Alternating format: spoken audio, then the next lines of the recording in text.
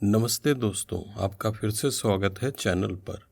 आज हम एक ऐसे टॉपिक पर बात करने वाले हैं जो हम में से कई लोगों के लिए बहुत ज़रूरी है, इम्पल्स बाइंग।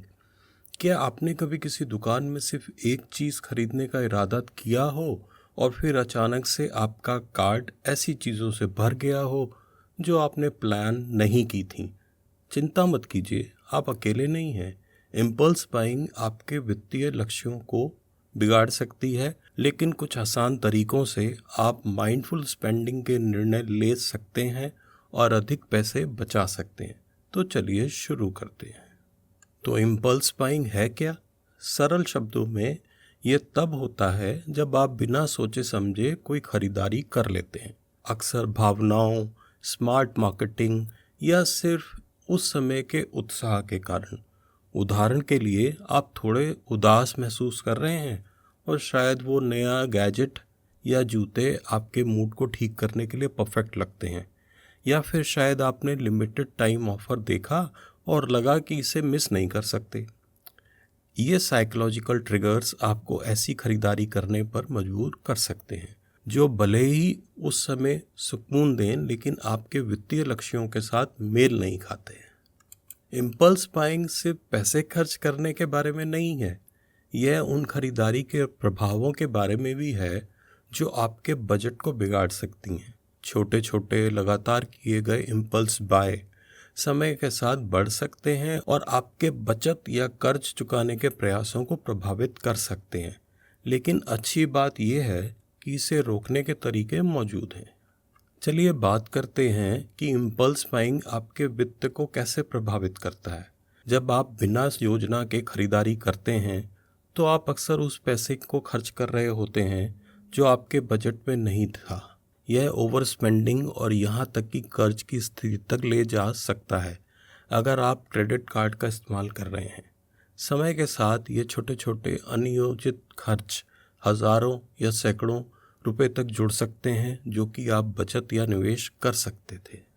सोचिए, अगर आप हर दिन एक कॉफ़ी बिना सोचे समझे खरीदते हैं तो ये ज़्यादा नहीं लगता, बस 100 या 200 रुपये, लेकिन एक महीने में ये लगभग 3,000 से 6,000 रुपये हो सकते हैं। और एक साल में आपने सिर्फ कॉफ़ी पर ही 36,000 से 72,000 रुपये खर्च कर दिए। अब कल्पना कीजिए कि अगर ये पैसा बचत या निवेश में लगाया गया होता, यह समय के साथ कितना बढ़ सकता था।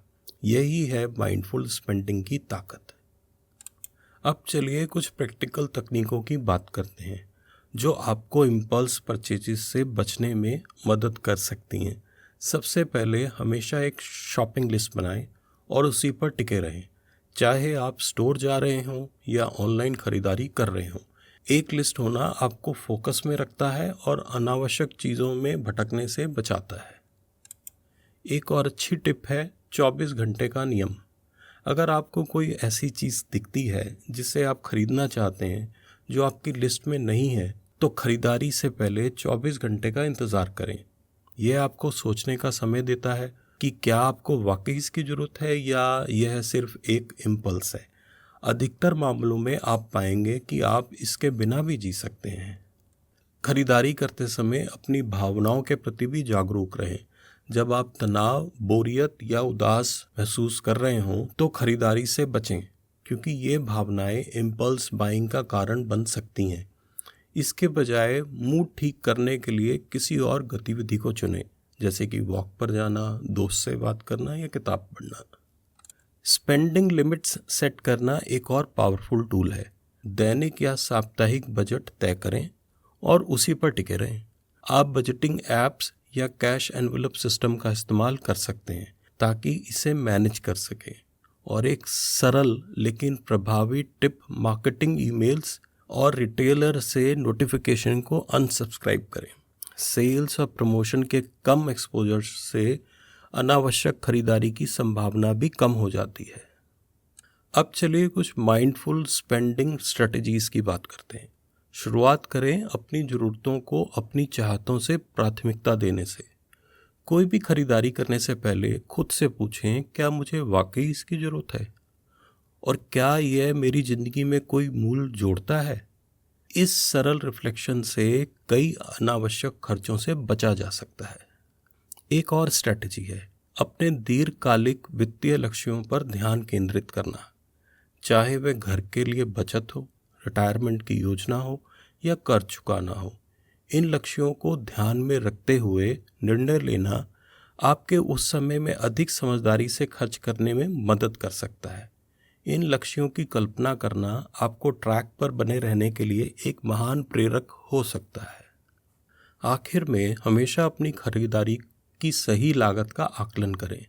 सिर्फ प्राइस टैग को ही ना देखें, बल्कि इस पर भी विचार करें कि इसे बनाए रखने में कितना समय, मेहनत और खर्च लगेगा।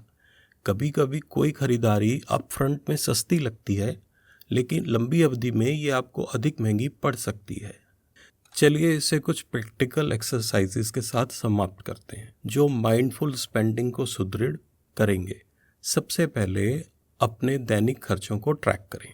हर खरीदारी को जर्नल में लिखने या ऐप का उपयोग करने से आप अपनी आदतों के प्रति अधिक जागरूक हो सकते हैं और उन क्षेत्रों की पहचान कर सकते हैं जहां आप कटौती कर सकते हैं। पिछले इम्पल्स परचेज पर विचार करने के लिए समय निकालें। उन चीज़ों के बारे में सोचें जिन्हें आपने बिना सोचे समझे खरीदा था। क्या वे अभी भी आपकी ज़िंदगी में कोई मूल जोड़ रही हैं या बस धूल खा रही हैं? यह रिफ्लेक्शन भविष्य में इम्पल्स परचेजेस को रोकने के लिए एक शक्तिशाली टूल हो सकता है। अंत में माइंडफुल स्पेंडिंग के लिए रिमाइंडर सेट करें। यह आपके वॉलेट में एक नोट हो सकता है, आपके फ़ोन पर एक रिमाइंडर या यहाँ तक कि आपके कंप्यूटर पर एक स्टिकी नोट। ये छोटे छोटे नज़ारे आपको अपने वित्तीय लक्ष्यों पर केंद्रित रहने में मदद कर सकते हैं। तो ये था आज का वीडियो। याद रखें, इम्पल्स बाइंग कुछ ऐसा है जिससे हम सब जूझते हैं, लेकिन इन माइंडफुल स्पेंडिंग तकनीकों को अपनाकर आप अपने वित्त को नियंत्रण में ले सकते हैं और अधिक पैसे बचा सकते हैं। मैं आपकी राय सुनना चाहूँगा, क्या आपने पहले इनमें से किसी भी टिप को आजमाया है या आपके पास कोई अपनी टिप है जिसे आप शेयर करना चाहेंगे? मुझे कमेंट्स में ज़रूर बताएं।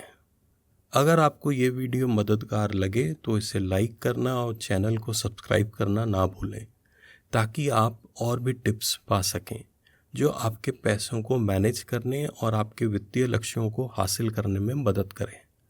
और हाँ, नोटिफिकेशन बेल को भी दबा दें ताकि आप किसी अपडेट को मिस ना करें। देखने के लिए धन्यवाद। हम मिलते हैं आपको अगले वीडियो में।